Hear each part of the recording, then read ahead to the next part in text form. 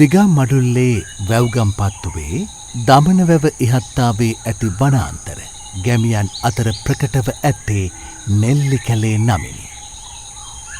මේ වනදහන දිගා මඩුල්ලේ ඉතිහාසයට අයත් ඖෂධීය වන අරණක් ලෙසද ගැමියන් අතර පිළිගැනීමක් තිබේ.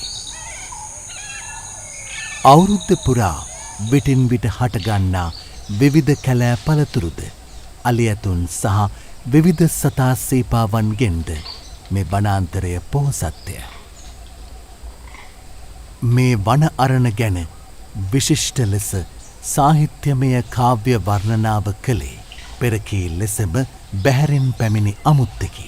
ඔහු නුදුරින් පිහිටි දමන මහ විදුහලට වර්ෂ 1948 දී ගුරුවරයෙකු ලෙස පැමිණ දිගා මඩුල්ලේ තවත් පාසල් 3ක ගුරු වෘත්තියේ යෙදී දිගා මඩුල්ලේ ආශ්චර්ය නම් අපූරු වන සාහිත්‍ය කෘතිය ලියූ මායාරංජන් හෙවත් මහානාම රාජපක්ෂයන්ය.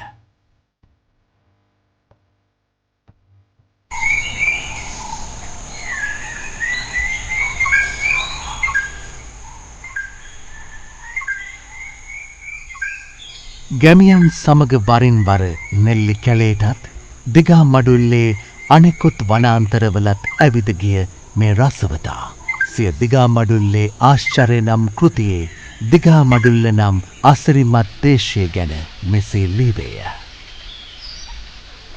ස්වභාවයේ ප්‍රකෘති අලංකාරය වනයේහි දැක්ක හැකිය. මානුෂික හස්තයෙන් විපර්යාස නොකරන ලද එහි අක්ලිෂ්ට ස්වභාවික සෞන්දර්යය ඇත්තේය.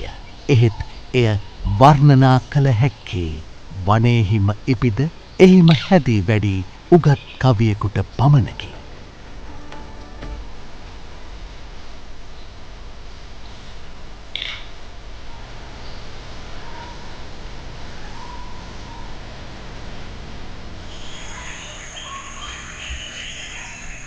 නෙල්ලි කැලේ ලොකු කුඩා දිය පහරවල් වියලි කාලයට වියලී යන්නේ අලි ඇතුන්ගේ සිට කුඩා කුහුඹුවා දක්වා වූ වනසත්ව සමූහයා අසරණ කරමිනි.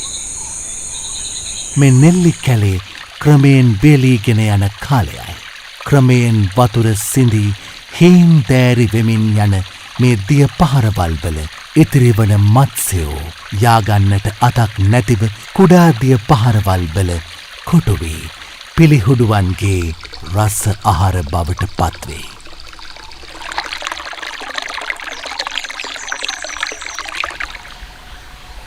මේ දිය පහරවල් නැවත පන ගසා එන්නේ ඊසාන දිග මෝසම ආරම්භ වන නොවැම්බර් මාසය වන විටය. දෙසැම්බර් ජනවාරි වෙද්දී ඇද හැලෙන මහ වැසි නිසා මේ දිය පහරවල් සැඩ පහරවල් වී ප්‍රචණ්ඩ ලෙස ගස්කල් උදුරුවමින් මහහඬින් ගලා ගොස් දමන වැවට එක්වේ. ලොකු කුඩා වැව් වාන් දමමින් දිගා මඩුල්ලට ගං වතුර ඇති කරන්නේ මේ කාලයටය.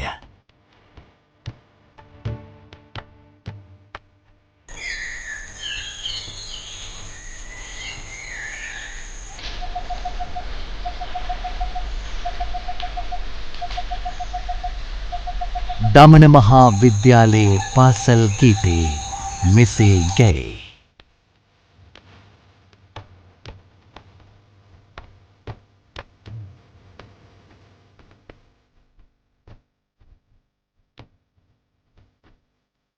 මෙවන් සුවිශේෂ කෙටි සහ දිගු වාර්තා වැඩසටහන් නරඹන්න ලයිව් ඩොකියුමෙන්ටරි YouTube චැනලයට එකතු වෙන්න.